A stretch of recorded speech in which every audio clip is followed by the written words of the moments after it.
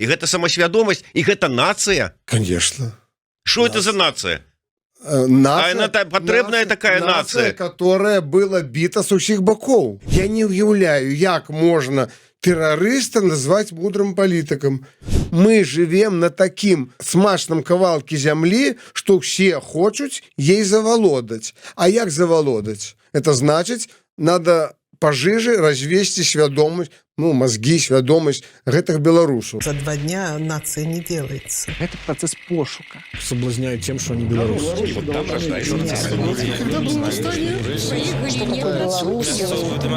Честность – это не национальная идея. Працягваем шукаць, прамаўляць, намацаваць беларускую нацыянальную ідэю.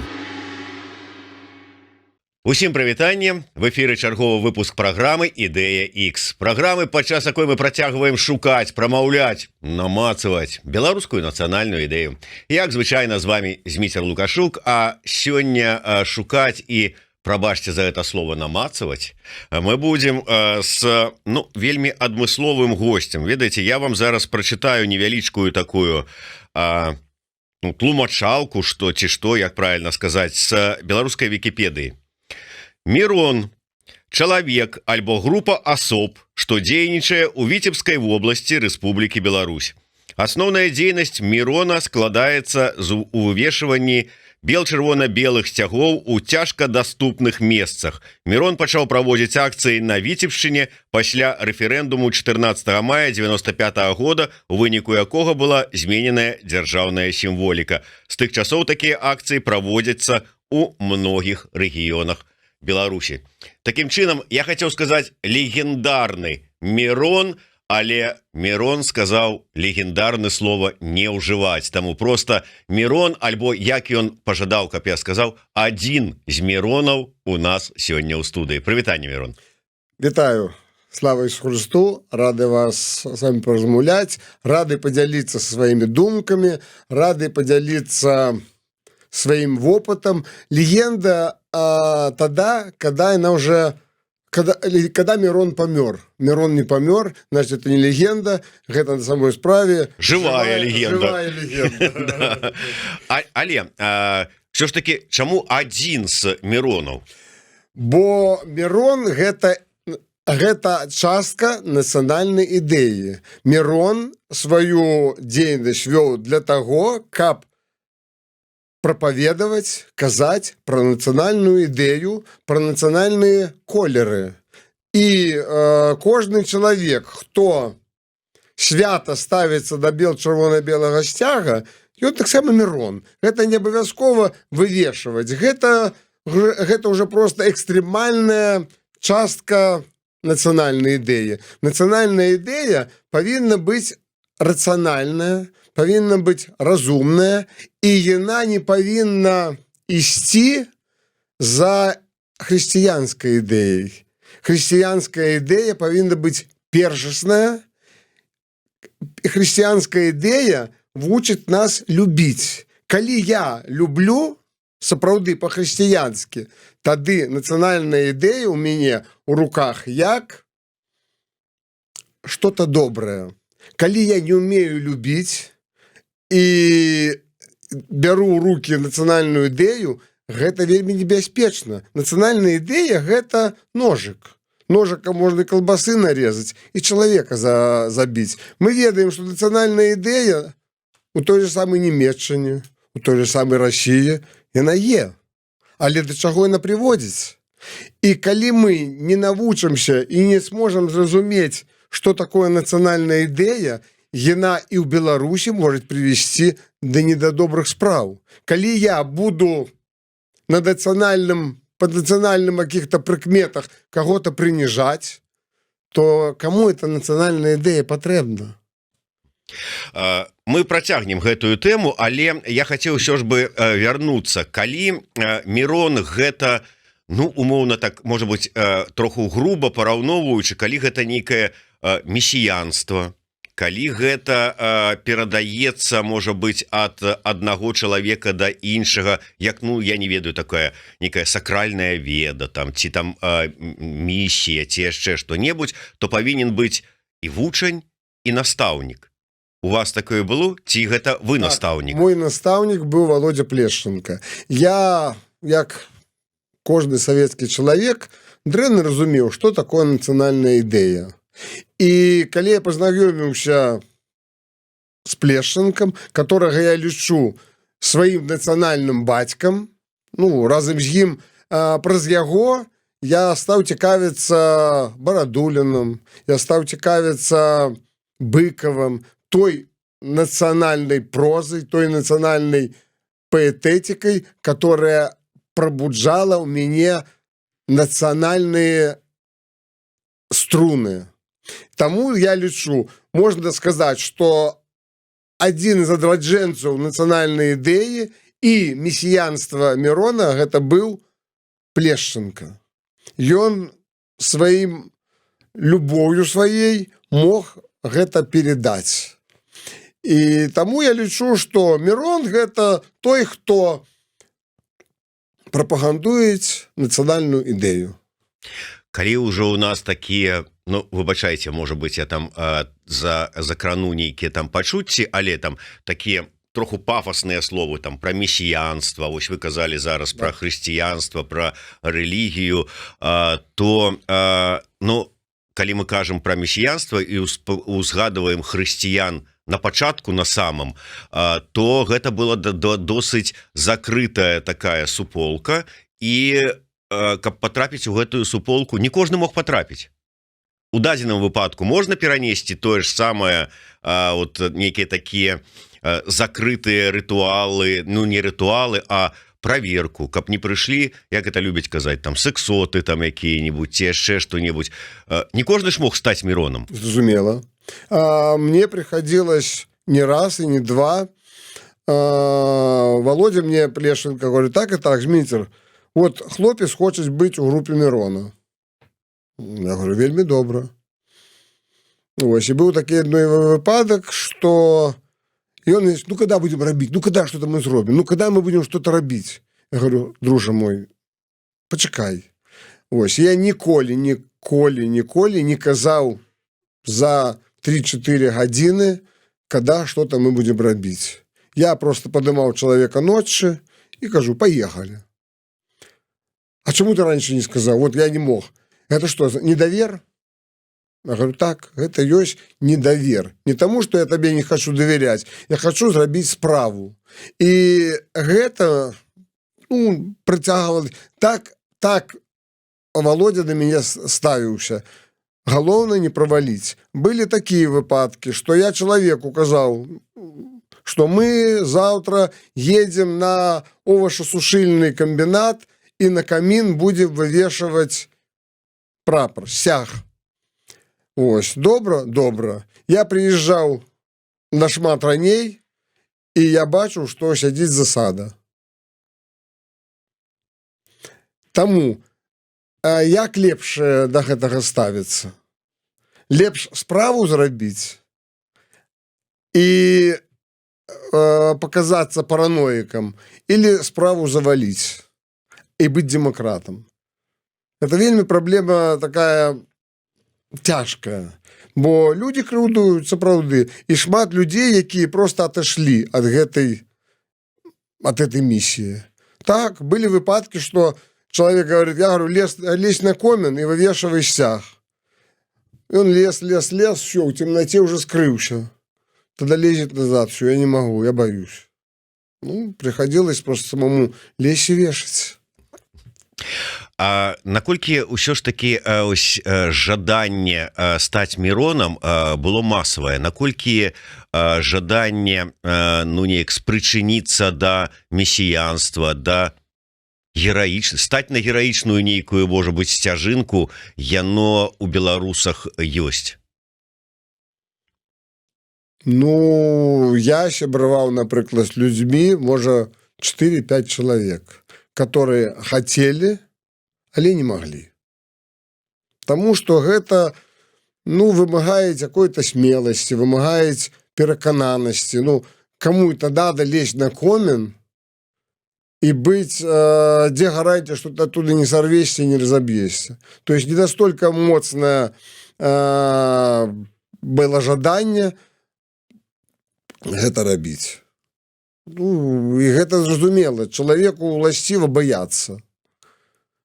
Але Мирон, пры ўсёй павазе вот можна патлумачыць как бы асноўная задача каб што вот павесіць сцяг каб што не зрынецца ж рэжым з-за того что сцяг на куме не з'явіцца. Вы знаете, я жыву по прынцыпу, я жыў тада і жыву зараз. Я этот свет не поменяю. Я боюсь, каб мне не поменяться под этот свет. И гэта от того часу мне ў гэта жывець. От того, что я привожу дапамогу каліноўцам, гэта не значит, что война остановится. От того, что я раблю в Брюсселе пикет, я знаю, что демократия не наступит. От того, что я раблю что-то для национальной идеи, я разумею, что гэта не факт, что яна наступит национальная идея ў жыцці. Але самое галоўнае, каб было во мне. Сёння вельмі шмат людзей кажуць за перамогу на вайне. А для мяне перамога наступила. Вот я лічу, что я уже перамог. Я перамог сваю абыякавасць, я перамог сваю ляноту, я перамог сваю сквапнасць. Что, мне не шкада грошай? Шкада. Что, мне не шкада свайго здароўя? Шкада. Я что, инопланетянин? Мне что, не боліць? Спина боліць. Але я ўжо перамог сам себе. І разумеючы мінімальныя законы метафізікі, вось з гэтых перамог, когда іх будзе 5 мільёнаў, і складзецца агульная перамога. Людзі павінны навучыцца перамагаць самі себе. І тогда наступае перамога і ў дэмакратыі, і ў нацыянальнай ідэі, і просто ў збудаванні грамадства, дэмакратычнага грамадства. Людзі чаму-то не хочуць самі себе перамагчы. А як можна збудаваць агульную вялікую побудову, которая называется перамога, калі ты не принёс цэглы перамогі? То есть человек это есть цэгла. І калі ты, яшчэ хто-то принёс это цагліны, тады мы выбудуем этот будынак, который будет называться перамога, дэмакратыя, цивільнае грамадства, хрысціянства. Тогда только может наступить что-то такое. А по-іншаму ніяк гэта не может быть. З чаго будаваць перамогу, калі людзі не научились перамагаць свой эгоизм, свою ляноту? Як перамога может наступить? Ведь так і не навучыліся з часоў Хрыста. Ну, это зразумела. Таму што чалавек фарміраваўся не 2000 гадоў і не 6000 гадоў, а мільёны гадоў. Чалавек фарміраваўся як чалавек мільёны гадоў. І ўявіць сабе 1 000 000 гадоў і 2000. Што такое 1 000 000 і 2000? Гэта як вот мы с вами паразмаўлялі гадзінку, на ўзроўні майго жыцця это ж нішто. От того, что я что-то скажу, что-то поменяется? Зразумела, что не. Але калі гэта будет сказать 1 000 000 людей, тогда гэта будет что-то меняться. И тому христианство не повинно так хутка прийти. Ну як такое может быть? Як рудиментально отрубить свой хвост? Ну, логично просто. Ну, это рудименты свои. Вот это вот. У нас есть хвост? Есть. Апендицит, навошта нам апендицит? Ну, не трэба, але у нас есть. И так наши рудименты, вот это вот того человека, который был 1 000 000 гадоў назад, ён і застаўся, этот человек. Ну, за 2000 гадоў тяжко переформовать советского человека. Калі советский человек жил советскими принципами, советскими, як ему потом за 2-3 года перебудоваться на демократа? Калі он даже не ведает докладно, что такое демократия. У большинства людей спытай, что такое демократия, люди начнут сказать что-то огульное с какой-то анархией. Что хочу, то и ворочу. И люди не хотят зразумець, что демократия наступает только тады, калі я стал демосом, часткой демоса, часткой народа, человеком. Популяция не побудует демократию. як і не пабудуеш что-то. Папуляцыя это каго піхнуць туды пашоў, піхнуў туды, пашоў туды. Чалавек павінен тут сабе выбудаваць, што я чалавек, а для таго, каб выбудаваць себе, хаця б трошачкі трэба чытаць евангельскую праўду. Евангельская праўда гэта ёсць тая інструкцыя, которая будуюць з чалавека першабытнага, чалавека дэмакратычнага, цывілізаванага, можна сказаць. Там все распісано. І Христос прыйшоў, каб гэтым людзям того часу паказаць, што смерти нет. Ну як люди могуць поверить, что смерти нет? Таму Бог паслаў свайго сына, сказаў: покажи гэтым людям, яны ўжо вроде бы дараслі до гэтага ўзроўня. Але ж люди не дараслі. Большыня людей боится смерти. Якое это хрысціянства, якое тада? Калі хрысціянства для таго і пабудавана, Христос і прыйшоў, каб нам сказаць: смерти нет, люди. Навошта вы боитесь ее? А люди ж оно боятся.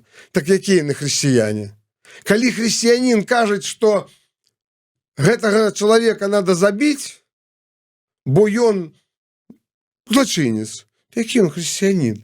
Калі я хрысціянин, я ж разумею, што смерць гэта не пакаранне. Смерць гэта замена пакарання. І я бяру на себе миссию Божию. Бог может только покарать, лишить жыцця. Бог даў, Бог забраў. І калі я кажу, што я хочу забрать у кого-то жыццё, у злачынца нехай, то хто я тогда? Як я могу себе называть христианином? Ну, я так это бачу. Я не кажу, что я на 100% прав, але я так разумею християнство, что человек называют все христианином и в той же час потребует смерть замест покарання. Мне ў мои глузды гэта не ўваходзіць. Ну, тут, конечно, да, можна шмат разважаць на гэтую тэму. Дарэчы, я не хацеў патроліць, калі пытаўся вот вывесілі сцяг і што, вот да чаго, вот, які сэнс, якая мэта, таму што, можа быць, той, хто не быў сведкам, не жыў, не бачыў гэтага, ён не адчуе вот так вот, просто прачытаўшы Вікіпедыю там ці яшчэ што-небудзь. А я-то жыў у тыя часы. І я-то выдатна адчуваю, ведаю, памятаю, якія былі эмоцыі, адчуванні, як загараліся вочы і як трымцела сэрца, калі прыходзіла навіна, што а там вывесілі сцяг, і ты думаешь: бляха. Я скажу так, что я просто перамагаў сам себе. Были моманты такие, да, хотелось людям похвастаться, что-то я зрабіў. Хотелось. Як кожны чалавек эгоістычны, хочуць, каб эта слава была. Але я потым зразумеў, што гэта вышэй за тое, люди радуюцца. Я памятаю, як люди казалі: о, повешали, значит, жыве Беларусь. Вялікая праблема в этом слове «жыве». Люди, большиня людей, кажучы «жыве Беларусь», никто даже не может себе уявить, что когда мы кажем «жыве Беларусь», гэта не існуе Беларусь, а слава Беларусі. «Жыве» гэта е слава. Мы славим Беларусь. А большиня людей чаму-то лічаць, что «жыве» гэта існуе. Ну, як вот человек жывець, так и Беларусь жывець. На самой справе, когда мы кажем, и перший был заклик «Хай жые вольна Беларусь». Жые по-польску – это слава, так? Слава, хай жие польска. Слава Польши. И вот это производное от жие и живе. И большиня людей гэтага не хочуць зразумець. И вот з гэтага таксама складаецца вот эта метафизичная ситуация с Беларусью. Люди кажучы «Жыве Беларусь!» То есть как будто яны подтверждают, что яна еще живе. Люди не укладывают у слова «живе» Слава Беларусі. Калі мы ўжо тут узгадалі такое выдатнае слово метафізіка, метафізічнае, ваше меркаванне. Я неяк быў з прэзентацыяй у Празе, і да мяне падышлі некалькі там мясцовых беларусаў і сказалі: Зміцер, трэба рабіць усё, каб беларусы, каб мы пазбавіліся гэтай самай назвы беларусы, бо гэта чорная метка. Пакуль мы гэтай чорнай меткі не пазбавімся, мы літвіны, і то мы не зможам ні нацыю пабудаваць, ні нацыянальную ідэю, ні сваю нацыянальную нармальную беларускую дзяржаву займець. Як вы лічыце, здольны мы гэтай чорнай меткі пазбавіць? Давайте мы скажем, кем, вы спытаеце, напрыклад, кем я себе лічу? Вот Я кем? адкажу: Крывіч, Ліцвін, беларус. Тры ў адным. Тры ў адным. Гэта этапы фарміравання нашай нацыі. Крыве, ну, няўжо я, будучы хрысціянінам, прапаведнікам хрысціянскім, адмоўлюсь ад сваёй гісторыі крывіцкай. Калі гэта наша гісторыя, гэта было наша, што я быў крывічом. Потом я стаў літвінам. Як і дзіця. Дзіця, падлетак, сфарміраваны чалавек. Крыве, дзіця, літвін, падлетак і дарослы чалавек стаў. Беларусь сфарміравалась. Можна, просто мы сабе ўбілі ў галаву, што Расія і Русь гэта адно і тое ж. І мы не хочам, будто бы мы не хочам быць рускімі, таму нам не падабаецца белые рускія. Когда фарміравалось слово «русские», тогда была Московия. Тое, што яны сабе присабечылі слово «русские», чаму я павінен ад гэтага адказвацца? Ну, выбачце мяне, я просто не разумею, чаму мне адказвацца ад слова «русский». Можем представить, напрыклад, что русский гэта ад слова раса. Белая раса. Что ў гэтым дрэннага? Зноў, я не хочу себе казаць там якім-то расістам себе показать или что. Мы чаму-то яны забрали у нас эту назву, а теперь мы боимся называться русскими, белыми. Ну, гэта какие-то комплекс получается. Литвин. Кто такие были литвины? Давай возьмем. Литвина можно назвать, это советские люди. То есть не было киргизу, не было узбеку, не было таджику. Были советские. Литва, это была назва краины Литва. Як я могу сказать, что я литвин? Коли рядом со мной были и украинцы, тоже надо сказать, мы тоже литвины. Мы входили в склад Великой Литвы. Это приналежность к державности, но ніяк не национальная особливость. Это моя такая думка. И когда я чую, что люди кажут, вот это разного приходят, там, и образы такие, что мы должны продвигать литвинство. Я заўсёды пытаю, а что ты для гэтага зрабіў? От того, что ты кричишь, я буду литвином, а дальше что? Ну, сказал ты, я буду литвином. Ну, давай тогда размаўляй на литвинской мове. Давай тогда май сцяг литвинский. Что, кроме больше того, что ты назывался литвином, что ты еще зрабіў? Який мне этот сцяг должен быть, если я кажу, я литвин? Які? Жамойцкий? Не. Потому что ты жамойды. Жамайдзіны, я нічога супраць іх не маю, але яны себе тоже называют литовцами. Мы уже свое отстояли право. Мы свое право отстояли называться белорусом. Кто-то может сказать, а я буду Полишуком. Ну, будь, ради бога, Полишуком. Это твое право быть Полишуком. Называть себя Полишуком. И я памятаю на початку тых часоў демократычных ще, і было, я не памятаю так прозвішча того чалавека, который таксама казаў, мы будем ствараць сваю Полескую республику. Але потом вышло, что ён працаваў на контору. Это была ідэя сыходзіла з Лубянкі. І таму я не кажу, што гэта людзі, которые у вас справе падышлі таксама пад кіраўніцтвам людзей оттуда. Але я не выключаю, што магчыма хто-то закінуў такую прыгожую, як это сказаць, ідэю. Давайте беларусавы адмовіцеся ад беларускасці. А дальше што? Немагчыма увайсці ў одну і тую ж самую речку. Мы прайшлі этот перыяд ліцвінства. Прошли, вышли. То есть я як быў подлеткам, я быў маладым, лазіў по комінах, но этот час прошел, я зараз не полезу. Так и с литвинством. Все, этот час прошел уже у нашей развитии нашей цивилизации, что мы были литвинами, стали белорусами. И люди кажут, такие доводы приходилось чуть, что это придумала Екатерина II. Кто это сказал? Да, Екатерина II у летописах находились, белые русы были.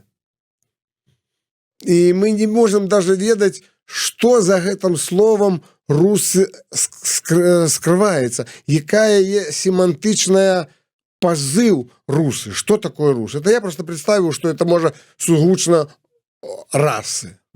А что такое русы? Як я могу назвать, отдать русские буряты, русские мордвины, русские удмурты. Не русские ці не. Как бы русские, они себя называют русскими. Я белорус, я чистый русский. Але калі мы кажем, вы сказали такую фразу, что этапы формования нации, а мы сформовались як нация? А якая нация сформировалась? Вибачте за питання на питання. Скажите, калі ласка, якая нация сформировалась? Я ведаю, что калі у поляка спытаць, вы нация, яны скажут, конечно, нация. І французы скажуць, мы нация, а беларусы пачынаюць разважаць, а мы яшчэ фармуемся, а мы ўжо расфармоўваемся. Гэта люди формуются, тыя, которые не разумеюць, что гэта такое нация. Не разумеюць. И большиня поляку тоже не разумеюць. И большиня немцаў не разумеюць. Формирование нации гэта вельмі малады период. Колькі гадоў начали формироваться нации? В 18 стагоддзе. А что это? Что такое 100 годов, 200 годов? Это же вообще ничто. Давайте вспомним, як называлась раней Франция. Галия. Як называлась Німеччина? Там свае. Да. Сколько годов назад? Як они могли за этих 200 годов сформироваться? Их так само примушали. Примушали учить мову, примушали принимать сяги. Их примушали. И белорусов, наоборот, откидывали. Вы советские люди, вы российские люди.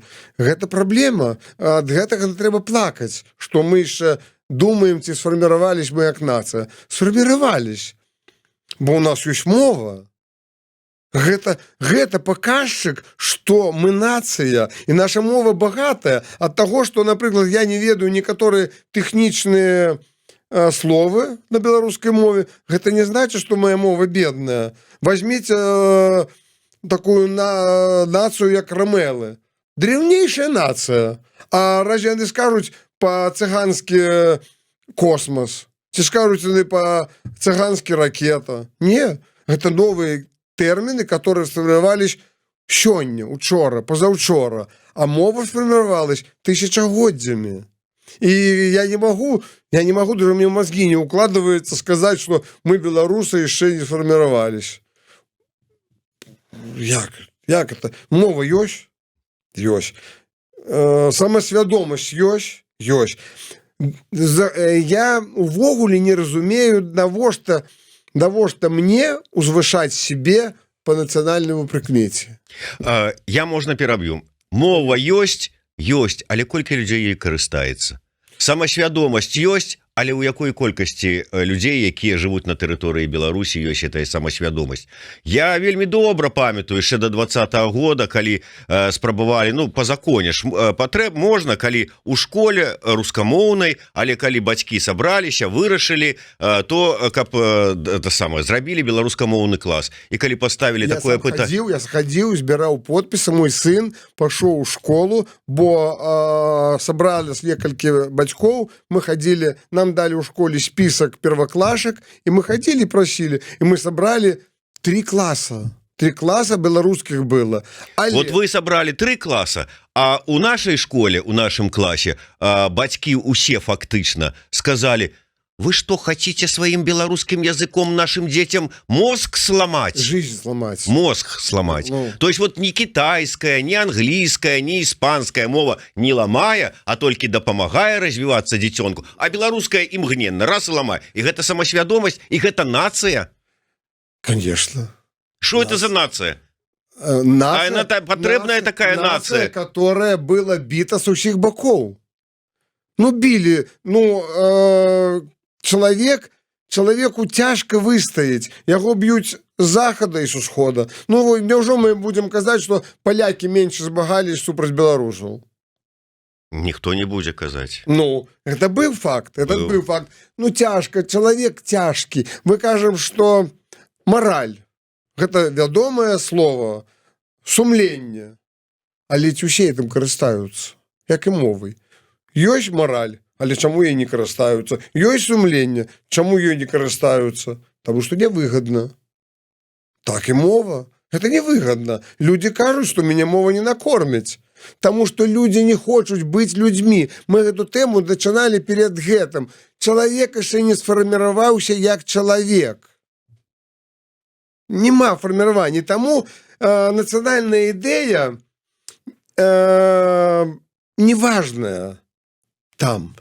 Потому что человек вечен. Для меня, например, национальная идея – это як мой крыж. Я мушу нести свою национальную идею да, себе. А чему? Будучи таким христианским космополитом, назовем меня так образно, я скажу, а навошта мне национальная идея? Так? Я христианин, а в христианстве нацыянальнасці не абавязкова, таму што Бог нас стварыў усіх заедна і нацыянальнасці быць не павінна.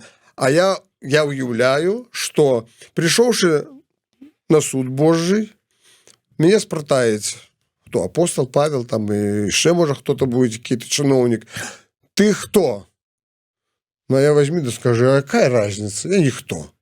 Он скажет: не, дружа мой, я табе даў нацыянальнасць, быць беларусам. Так? Так. Ты адкінуў гэту беларускасць сваю. А чаму? Гэта твой крыж быў. Ты павінен несці быў сваю нацыянальную ідэю до конца, до апошняга. Але ты павінен памятаць, што когда ты войдешь у двери рая, чистилища, суда, ты все оставишь это там. Я уже буду не мужчина. Ну, если я буду казать, что вот национальная идея до конца, я не мужчина там, я не женщина, я не русский, я не белорусский, я никто, я просто христианин. Там нет национальности. И але к национальности трэба относиться менавіта так. Табе дадзена гэта, ты нясі. Ну, калі табе не дадзена, себе ніхто не спросит там. Так, чакайце, вы мяне троху заблыталі. Так. То есть, все ж таки, тады атрымліваецца, што тыя людзі, якія, ну, нібыта вось былі народжаныя, там ці далі ім гэты, паклалі іх гэты крыж ім беларусам, а яны ад яго адмовіліся. Яны здраднікі, ці ім і не далі, і яны невядома. Перед кем? Ну, перад тым, хто ім даў гэты крыж. Конечно, здраднікі. У Христе нету ни юдея, ни грека. Это нас учыць евангельская навука. И калі на нас это вучыць, гэта значыць, што гэта не важно. Але калі тебе определили быть греком, будь греком. Тебе определили быть юдеем, будь юдеем. Тебе обрезали, будь обрезанным. Тебе не обрезали, будь необрезанным. Але там гэта не важно. Але ты мусіш гэта несці. Мирон, а можа гэта мы вот з вами накладаем на ўсіх астатніх гэты крыж, Як? а адтуль-то было дадзены не гэты, а ніякі не беларускі крыж, а тутэйшы. Яны тутэйшыя, і яны жывуць у адпаведнасці з гэтым крыжом, для якіх неважна на каком языке. Тутэйшы гэта не нацыянальная адметнасць. А вот так здарылася, оказывается, что вот ёсць такая нацыянальнасць, тутэйшая. Где такой, ну, назовите мне эту краіну, где живут тутэйшие? Гэта вот чамусьці назвалі Беларусь, чамусьці назвалі Беларусь, а трэба, каб называлася тутэйшастан. Так, а немцы? Тоже тутэйшие? А прычым тут немцы? Мы за немцам у нас голова не боліць. А поляки? За іх таксама, мы про наших тутэйшых говорим. Нам дадзен крыж быть беларусамі. Но гэта не от мяне залежыць и не от вас залежыць. Нам дадзена территория. Беларусь. Кем она дадзена? Богом дадзена. И я эту территорию повинен доглядаць. Вот за тэрыторыю яны, да, я тутэйшы, гэта моя зямля, вот я тут. І ўсё, і боль мне нічога не цікавіць. Ні мова гэта ваша, ні ўсё. Правильно. Гэта ягонае право. И я ни в коем выпадку я не збираюсь кому-то навязывать будь белорусом. Ну не хочешь ты быть белорусом, не будь. Але ты здраднік тады. Не. Ну ты, есть народ, есть популяция. Ну будь популяцией, тебе никто не примушает быть народом. Але Пётр спытае? Потому что спытаете. Ну испытаете, будешь нести отказность перед им, а не передо мной. Кто я такие? Я ж такие самые, як и ты. Я тоже стымляюсь, я тоже хочу сказать, як мне надоело это все. Але я не маю права это кинуть, потому что меня спросят. Я в это верю. И я ж не могу примусить кого-то, ты повинен быть белорусом, ты повинен быть христианином. Не повинен. Вера — это вера, я в это верю. Вера — это не то, что можешь взять и отдать, покласть. Вера альбо ёсць, альбо нема. И немагчыма сказать, ой, что-то я стомился уже верующим быть, не буду я верующим. Я могу сказать, а ты был тогда верующим. Вера не у моей уладе. Я не могу веру взять. Вера даецца Богом. Вера, любоў, надзея — гэта дар ад Бога.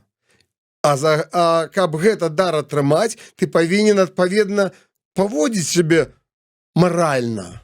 Будем так, мораль таксама меняется, потому что на сегодняшний день мораль не дазваляет нам ходить и глядеть, як людей палюць на кострах. А раней мораль дазваляла гэта, и было все нормально. То есть мораль развивается как цивилизация. Калі мы раней, например, пощадить человека, пощада было, это просто ему отрубить голову. И это называлось пощадой. А вот четвертовать — это уже покарать. То есть мораль так само меняется. И я, например, никому не збираюсь навязывать быть белорусом. Але я мушу сказать, себе за гэта спытаюць на судзе Божьем, чаму ты кинул тое, что тебе дадзена. Гэта тяжкая ноша. Разумеете, вот як я разглядаю свое христианское жыццё. Мне надо с пункта А у пункт Б прийти. На это значит народиться и померти. Я народился, мне дали рюкзак. В тым рюкзаке 5 литров воды, топор, запалки, ножик, еще спальник, все. И меня отправили с рюкзаком. А то вот такие здоровенные. Я несу. А нафига мне идти по городу и топор нести? Я его выкинул. блин, тут кока-кола продается, а это 10 литров воды. Я их выкинул. Еще что-то выкинул. Ну, остался с гаманцом с одним, где лежать 50 евро. И думаю, нормально, я дойду до этого пункта. А потом раз город кончился, начался лес. Началась пустыня, началась еще... Палатки нету, топора нету, запалок нету, бо я выкину, мне не потребны были. И в конце концов что? Мне остается померці. Так і національна ідея, так і національна моя самосвядомасць. Яна мне дадзена як чалавеку homo sapiens. І я не маю права гэтаму звышацца. Гэта тое, што я мушу несці. Вот я зараз ваш выдатны такі малюнак, вобраз перакладу на ўсё грамадства беларускае. І вот глядзіце, ідзем мы сабе і думаем, а на што нам гэтая мова? Какая разница на каком языке? Раз, там выкинули. А на что нам тая свядомасць нейкая, ідэнтычнасць? Может быть, мы русские со знаком качества, или мы там поляки со знаком некачества, или там американцы ці бельгійцы якія-нибудь, як там карта ляжа, такими і будем. Туды там, так. Усё астатняе туды, а потым прыходзім, а дзяржавы і нема. Так. І нічога і нема. Так. І так думаем, ну, а можа так яно і трэба, таму што свет-то глобалізуе. Так і будзе. Свет-то глобалізуецца, межаў нема, і што тут вон там трансатлантычныя карпорацыі, усе там как бы там аб'ядноўваюцца, а мы тут будзем за нейкімі сваімі мурамі з нацыянальных каштоўнасцяў сядзець. На што яны нам? Ну і нормально. І атрымліваецца, мы тут будем наперадзе усіх ісці, вот такія касмапалітія ўсіх. Давайте мы так разглядзім ситуацию. Я прихожу туды, а там сустракаюсь мой прадед, который загинул на поле, где он бился. И он мне кажется, ну что, внучек? И размаўляет со мной на беларускай мове. Потому что ён размаўляў на беларускай. Для яго это было нормально, жива. И он даже не задумываўся, что гэта... Ён не ведаў расейскай. А я ему тык-пык. Ой, дедуля, а я не ведаю, я не ведаю беларускай мовы. А як ты не ведаешь? Як ты не ведаешь беларускай мовы? Я размаўляў, мой сын размаўляў, мой унук размаўляў. А чаму ты, мой прапрапраўнук, не размаўляеш? Хто табе даў права адкінуць тое, за што я жыццё паклаў? Ты бачыў, у меня голова разрублена топором монгола. Ну, внук, ты меня здрадзіў, внук. Як ты мог адкінуць краіну? Я біўся за сваю краіну, галаву мне прорубіў монгол, а ты ўзяў адкінуў эту краіну? Я такі, это один вариант. А другий вариант, я буду там, и внук придет ко мне туды, который будет тоже с бородой и скажет, дед, мудак ты мудак. Тебе краину дали, ты жил в Беларуси, а ты взял ее выкинул. А где мне теперь жить? У меня дома своего нету. Я бездомный зараз. Немцы живут, американцы живут, французы живут. А ты что мне не зберег эту краіну? Чему ты не захавал мне этот дом, дедуля? И что мне ему сказать своему внуку там? Чему я ее не захавал? Чему я не бился за свой дом? Чему я его не баранил? Чему я его не муровал стенами, не обносил? Что мне сказать? Ну, ты знаешь, я подумал, что лучше будем жить в общежитии. Я не хочу в общежитии жить. Я хочу в своей маленькой кватэры. Чаму яны жывуць у доме? Чаму венгры, чаму румыны, чаму болгары жывуць в своем доме? А чаму я повинен болтаться по разных по хотелях да по общежитиях? Дед, ты что, ку-ку? Вот я так уяўляю, что меня спросят. И тому я буду, ведаючы, что там национальная идея не патрэбна, я тут и я буду выбудоўваць. Моя нацыянальная ідэя – гэта выйсці з чырвона-белым сцягам на Шуман.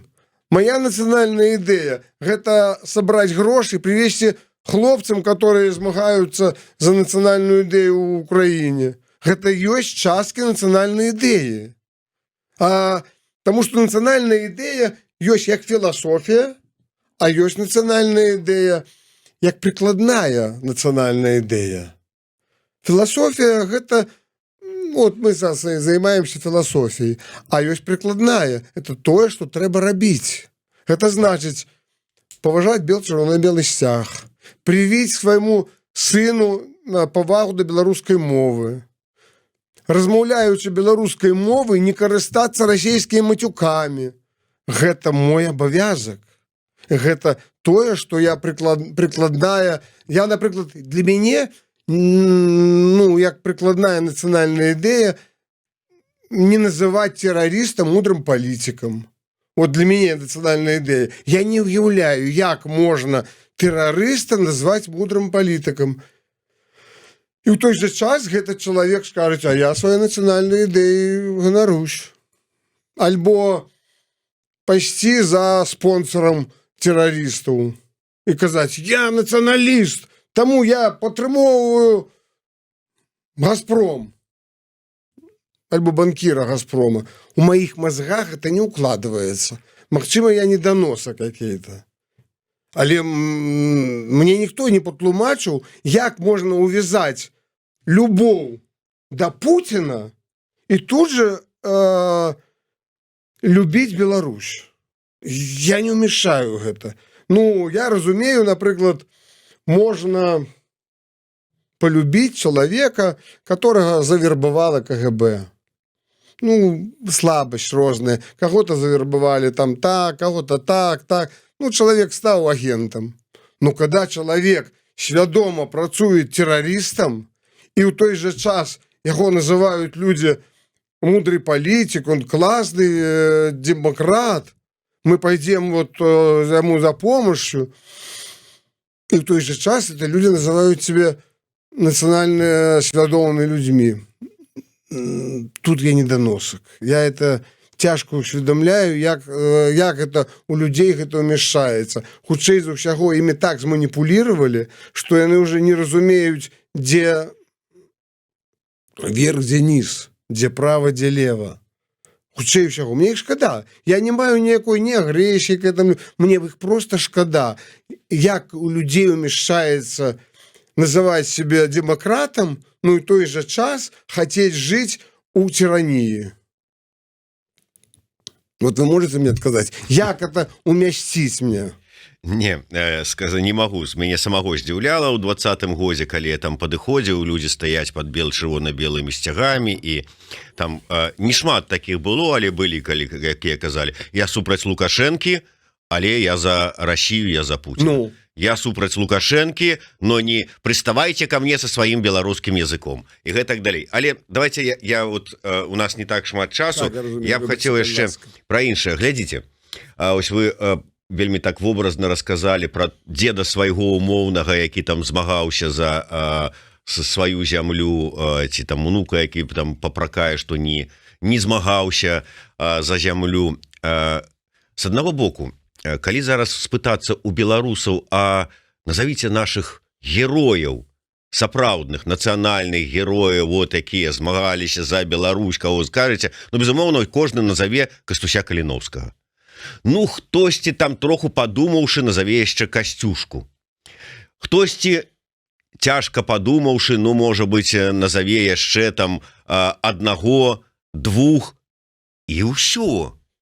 І гэта азначае, што у нас такая нейкая вельмі маленькая пантэон герояў, ці гэта тое, што мы не ваяўнічая нацыя і мы асабліва там не змагаліся, ці як, глядзіце, калі чытаць беларускую класіку літаратурную, з усёй павагай, то я памятаю яшчэ са школьных часоў уяўленне такое, што беларусы гэта што? Гэта я пан сахі і касы, а я сам бедны няшчасны, у лапцях праз гады, праз стагоддзі, там где-то там с аднаго боку там кто-то там чуп на бок, шаблю нагала і папёрся, там з другого боку там таксама нейкія там ваяўнічыя, а гэты праз вякі, праз стагоддзі, прэ і прэ, яна нахер нікому не патрэбная, ён сваю крыўду некуды прэ. І ўвесь гэты беларусы думаеш, Что это за люди такие? Вы знаете, такой термин газлайтинг.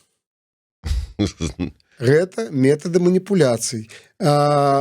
Наш крыж, при ўсім тым, што мы выдатнае месца распалажэння краіны маем, мы маем з-за гэтага на гэта выдатнае месца шмат хто открываюць рот. Як у чалавека что-то отобрать. Вот, подходит цыганка на улице, и на что с тобой начинает комплименты оказать, манипулировать тобой, расслаблять твои мозги разными методами. Вот так белорусов так само расслабляли ихную свядомость.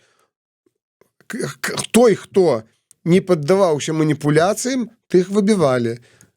Людям оттуда ўсюды патрэбы. І для того, каб лёгка маніпулировать, трэба зрабіць чалавека манкурта, который не ведае свае гісторыі. І тады ім лёгка кіраваць, тады ім лёгка маніпуляваць. Гэта лагічна. Кожны з нас, ведаючы, калі ён хоча ад гэтага чалавека чаго-то добиться, ён будет рознымі методами добиваться. С кем-то лестью, с кем-то угрозами, с кем-то подкупом. Надо мне заволодать этой рэчью. Хочу машину купить. Вот стоит на базаре машина. Ой, такая машина. И я буду ходить царапины шукать. Я буду навязывать гэтому продавцу ягоную непаўнавартнасць. Вот машина не вает такую варту.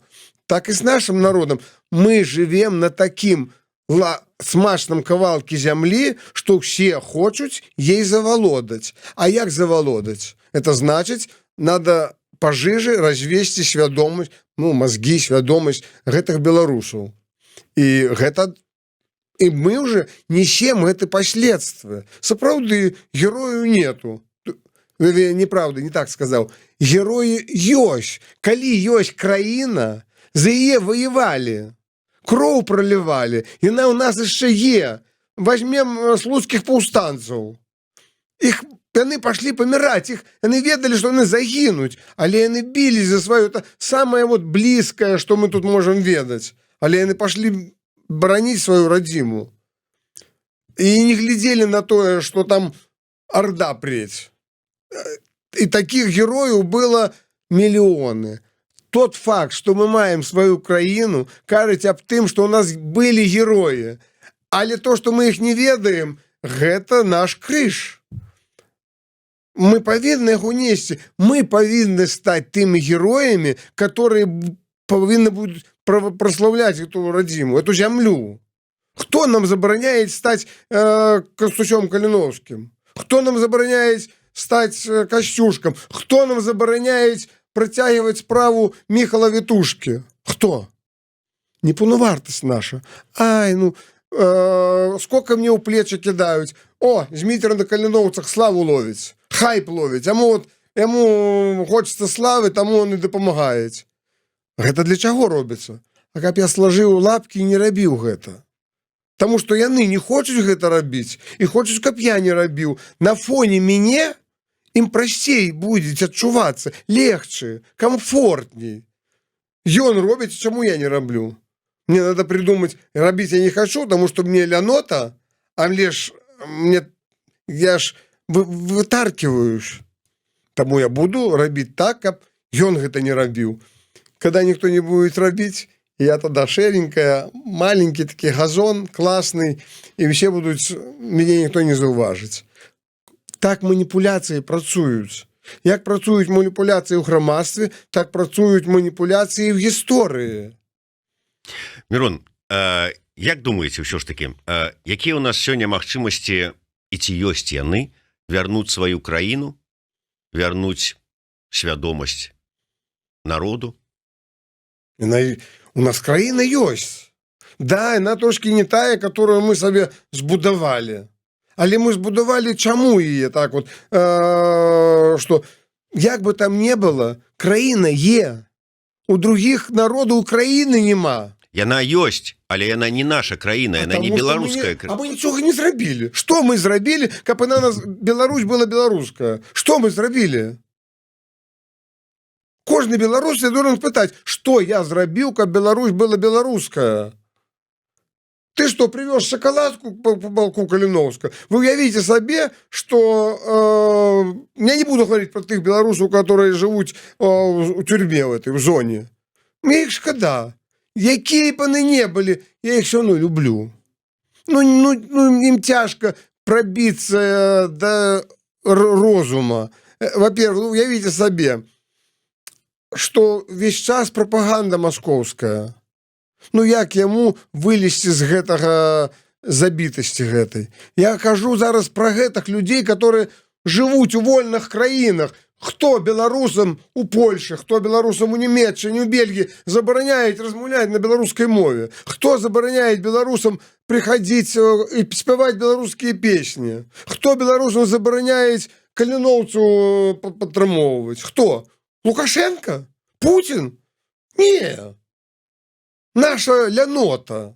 Я кажу не іхна, я кажу НАТО. І я знаю, що я мало роблю. Больше треба робити. Ну, слабость бывает. Хочется себя пожалеть. И я вот по этой поездке, я думал, наверное, будет опошняя. Я стомился, правда? Стомился не от поездок туды-сюды, а стомился бачить человеческую байдужесть, обыяковость. И вроде бы человек добрый, а кажуть, ой, Зміцер, я не могу каліноўцам дапамагчы, ну, мяне грошей нема. Сам собирается через 2 дня лететь отпочивать у Таиланд. А мне 2 дня назад кажуть, что у меня грошей нема дапамагчы каліноўцам. Что, Лукашенко виноват? Что, Путин виноват?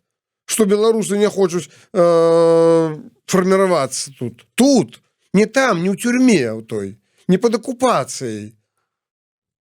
Трэба рабіць. Значыць, я казаў у самом пачатку, я не паменяю гэты свет. Я хочу не паменяцца под гэты свет. І я хочу, каб людзі таксама это зразумелі. Мы пылінкі в этом космосе. Але калі мы зберемся ў адзін кавалак, мы ўжо будзем кавалачкам у космосе. І с нами будуць лічыцца, нас будуць паважаць. І краіна вернецца нам. Я дакладна ведаю, калі б я не быў бы упэўнены, што Беларусь вернецца, не стане беларускай, я, может, таксама уже не рабіў. А я верю, что это будет. А даже если не будет при моим житті, якая розница?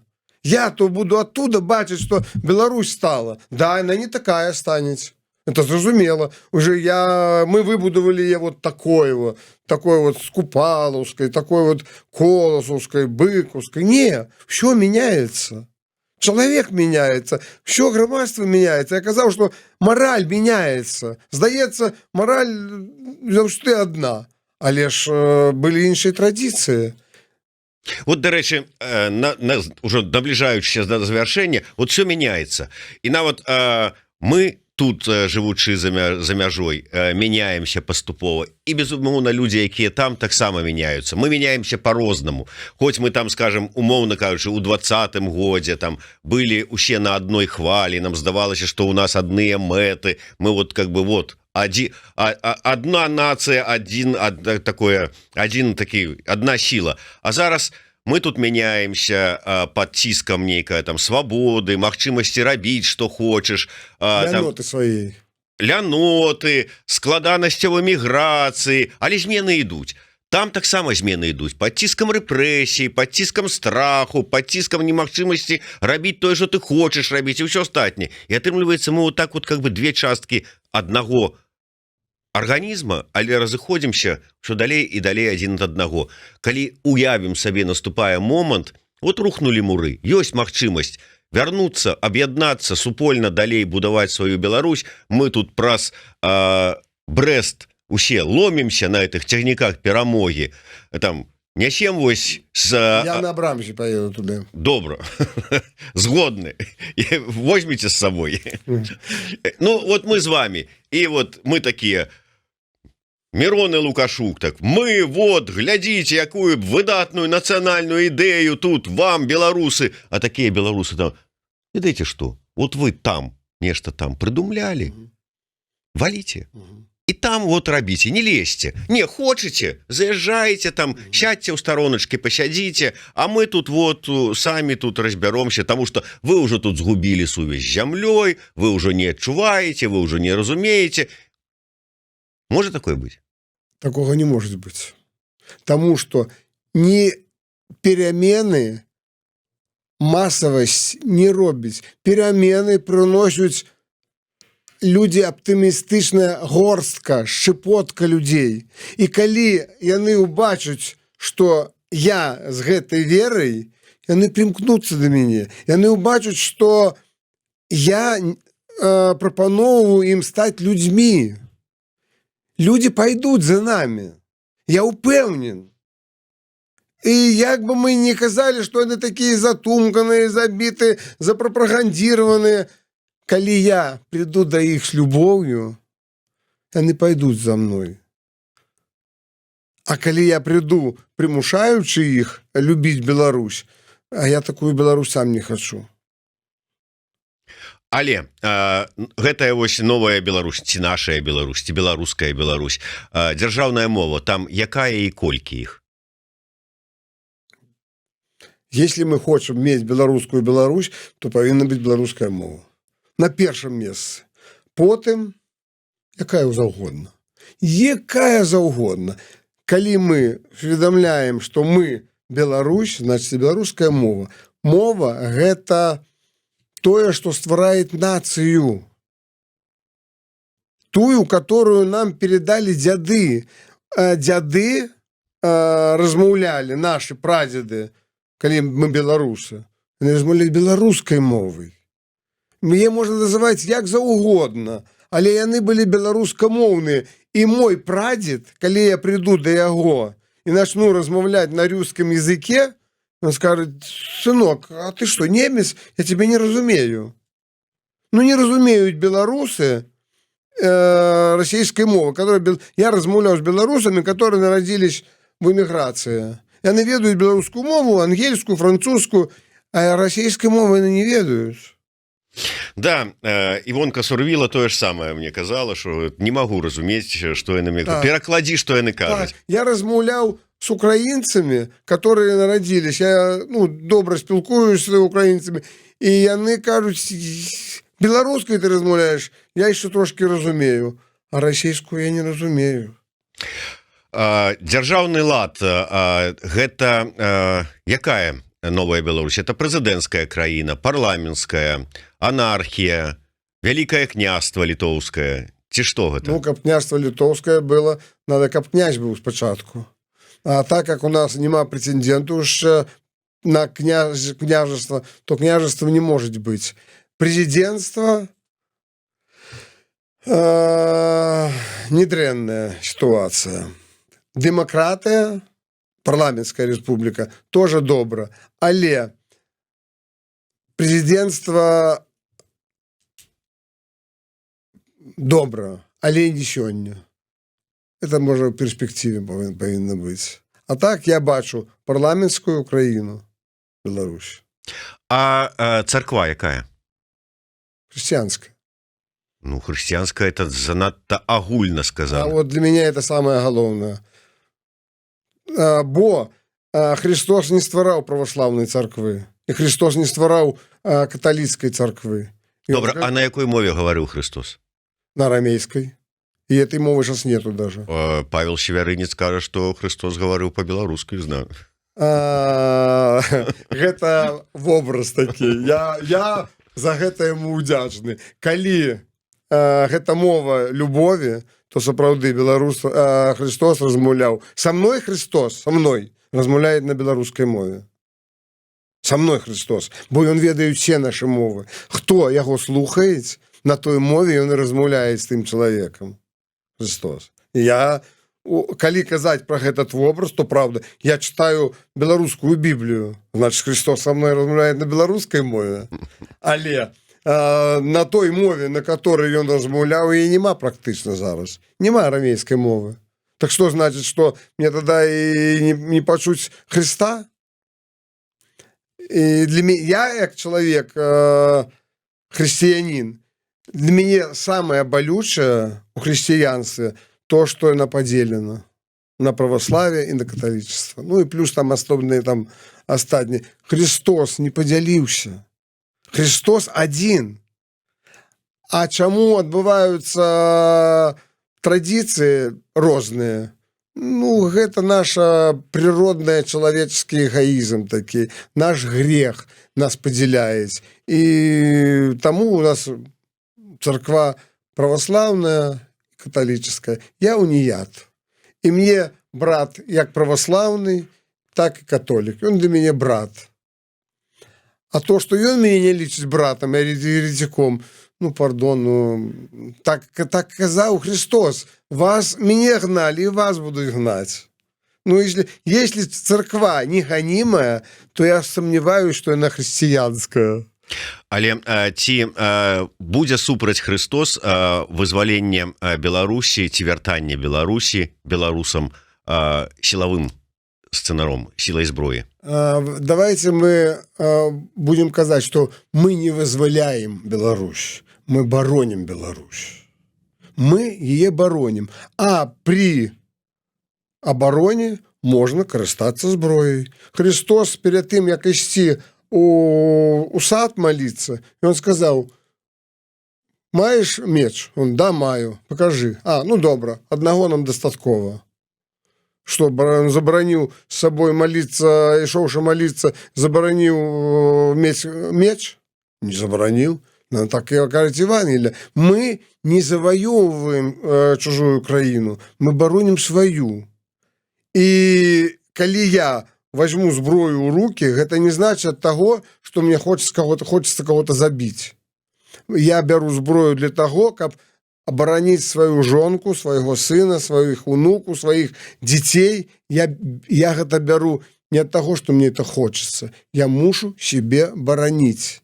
Даже не себе, а кто за мной, кто не может зброю взять в руки. Я мушу это боронить. Нападать я не собираюсь. Лучше тогда нехай меня забьют. Вот я вот добью смертное покарание, я даже не хочу казать смертное покарание, я кажу смерть за место покарания. Я готов обменять самого себе взамен на мораторий смерти. Вот погодилось бы, набравшись в смелости Лукашенко, сказал бы так и так: я вот тебя застрелю и подпишу мораторий на 5 годов об забороне смерти. Без задумки я на это погоджусь.